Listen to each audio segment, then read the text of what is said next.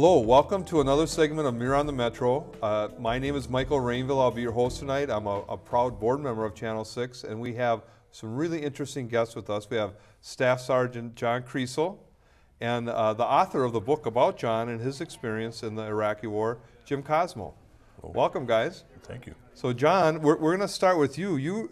You wanted to be a soldier when you were a young man.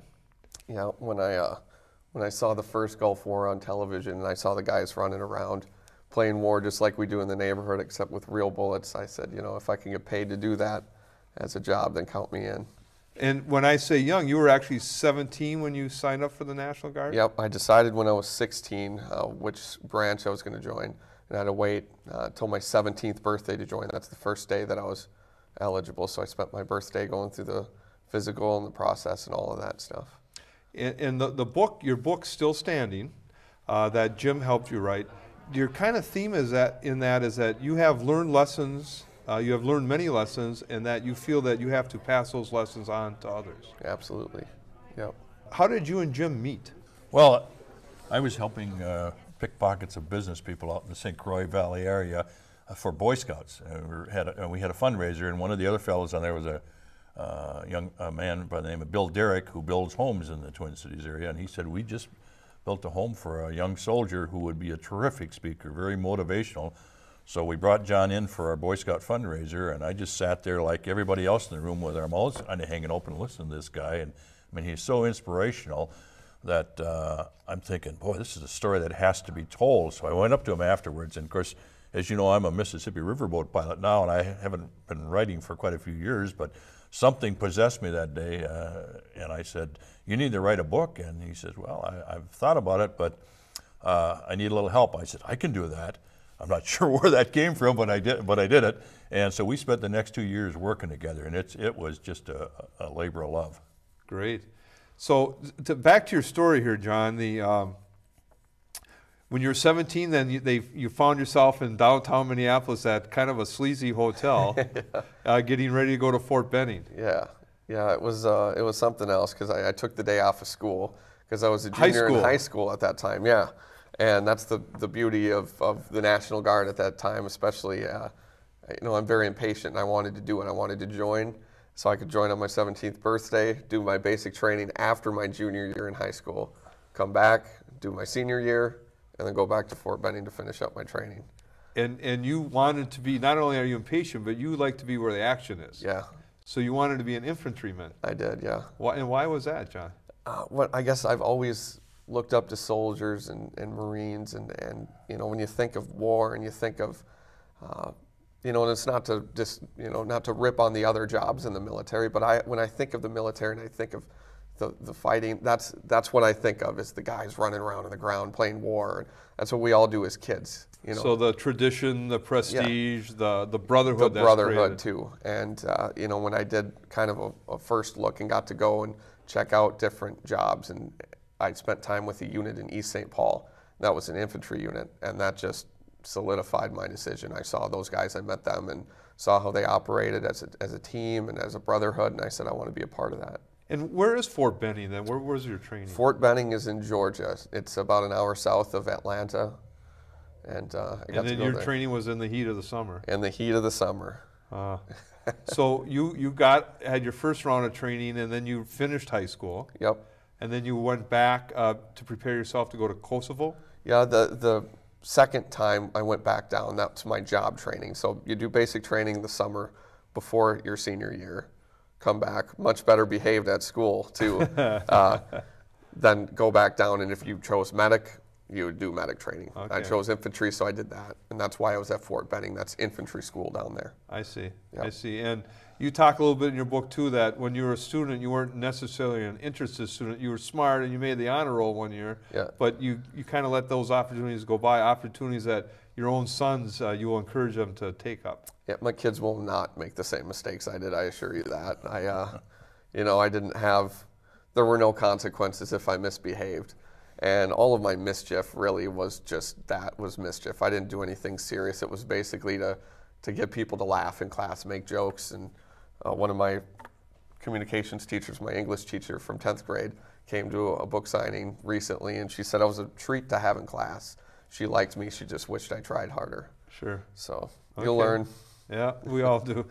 And then Kosovo, you when you served in there, that was tough duty, and you had a very interesting observation. You felt that their country's problems all stem from unemployment that was very high. Yeah, I mean, you have the majority of the adult population, or people that in America would be working, just sitting around in coffee shops talking and doing nothing productive, and it's kind of just a downward spiral. There's nothing to live and work for, and that was one of the frustrating things about seeing that. And it's one of those that you look and you wish you could just create an economy there and make it go. And it's much better now than when I was there. But well, and when you were there, the unemployment was 80%. Is that around 80%? So 8 out of 10 adults were not working. Right. And then that led to all the social ills and the unrest. Yeah, a lot of black market stuff, crime, and all of that. Yeah. In the book, you talk about one day in Kosovo, after you had been stationed there a while, your group got into a kind of a riot, a full-blown riot, and there was 33 soldiers and about 800 Kosovinians that were angry with you. Yeah, it was around St. Patrick's Day of 2004, and there was some sort of hoopla that happened between the two sides. The Albanians and the Serbs are the ethnic fighting there. And one were the Christians and one were Muslims. Yep, and so, they look for whatever to fight about. They've been fighting for hundreds of years, and they found something to fight about.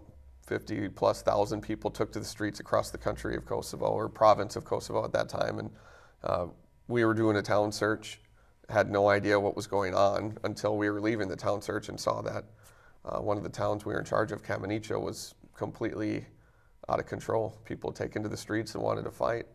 And your training and your equipment that prepared you and allowed you to control the situation. Yeah, yep, that, and just a fine group of men I was with. They handled it and got everybody to go back to their houses and stay calm till the next day, and then we did it again, and that was the last night of it. So okay, and then you came back from Kosovo, and you kind of maybe weren't so happy. You're looking for something else in your life.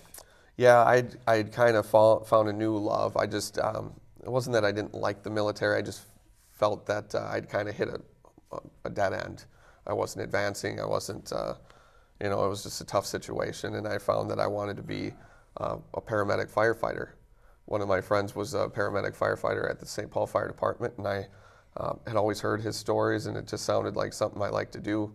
So I decided I was going to go and train for that. But I heard that there was another deployment coming up to Iraq, and I felt the whole time in Kosovo like, as important as the mission was there, I felt like we kind of got the easy job, and we weren't, even though there were riots, our lives were really never in danger. But the people fighting in Iraq and Afghanistan really, they needed help, and that was kind of the tough job, and I felt like that's where we needed to be. Mm-hmm. So you came home one night and you had a tough conversation with your wife, Katie. I did. Or you thought it was going to be tough, but she probably made it easy. Yeah, because it was one of those things. I couldn't let my guys go over there without me. It's that brotherhood that we have. And I talked to her and I said, "What do you think, dear?" And she said, "Well, I can't tell you yes, because if something happens to you, I'll feel responsible. And I can't tell you no, because you'll resent me." So she said, when you're 30 years old, I was 24, 25 at the time, she said, "When you're 30 years old, will you regret it if you don't go?" And I said, "Yes." And she said, "There's your choice." And I thought that there would have been a little bit tougher feelings on her part, but she explained it. She said, it's a part of who I am. It's a reason that, part of the reason that she loves me. Her brother's in the Army. Her grandfather was in Pearl Harbor, was wounded that day. So she gets it, and she's been very supportive. And that had to make you feel really good. It did, yes, because it's a tug of war, because I love my friends and my fellow soldiers that I'm with, but I love my wife and my kids, and so it was definitely made things a little easier. So your sons Elijah and Brody, how old were they then when you had to tell them that you were going off to Iraq? 2 and 3, 3 and 4, around there. But in 2005 was the summer that the transition started taking place where we had to get ready to head down to Mississippi to start our training to go to Iraq, and I had to kind of prepare to say goodbye to the family and get all of our business in order, prepare for me to be gone.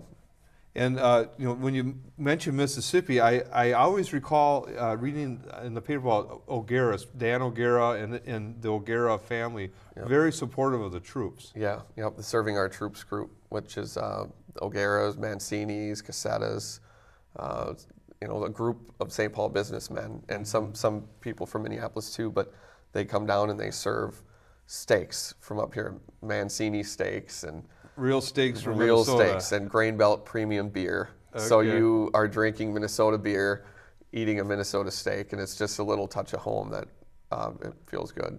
How generous of that group of businessmen to do that. That's great. They're great, and just if you get to know them, they're just great guys. Sure, sure.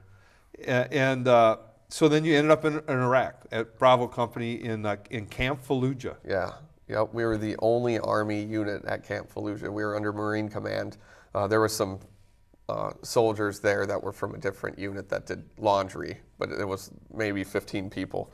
So we were basically the only ones there. So here you are with these hardcore Marines, yep. And how did they, I don't want to say accept, but how did they train you? How did they bring you into the battle situation? I think you have to earn the respect. And I think had it been an active duty unit too, just someone that you've never worked with before, it would have been the same way. It's so the Marines actually had to check you out? Pretty much. I mean, there's a Colonel Bristol was in charge of the group that we fell under, and he had a plan all along to just kind of ease us into things, because you go from Camp Shelby, Mississippi, doing your training, that's all fine and good, and it's tough at times, but it's much different. You can't just throw people out into combat situations in Iraq. You have to ease them in, get them to know the area and stuff like that, and that was what we did. You know, and Jim, I have to ask you a question. In the book, you and John, you talk about Mesopotamia. Easy for you to say. But, you know, here it is, the cradle of civilization. People lived here for years and years, and yet there's this horrific struggle going on with the death and the war. And it's almost like God, what, does God have a plan for this area? Or? Well, you have to wonder sometimes, and you figure the three major religions have their genesis there. And yet these struggles have gone on, and you know, century after century, and so we kind of had to sneak a little bit of that in there, that history into the book as well, and talk about that, is because it's, I mean, when you think it goes back to the time of Christ and long before that, Muhammad was there, and all the religions, and you'd like to hope that those people can someday get the freedoms that we have to be able to you know, follow their religions and to have the respect, and I think that's why our troops were there. So we felt it was important to bring some of that, you know, base it in that history. Sure, sure. And you had mentioned that to your sons, John, that you were going to Iraq to help the children there so they could live lives like your sons live. Yep. Yeah, absolutely. So here you are. Your first kind of battle station was Pump House Barney. Yeah. And what was that like in Pump House Barney? It was just, you know, the first time leaving the wire, which going outside of the gate at Camp Fallujah.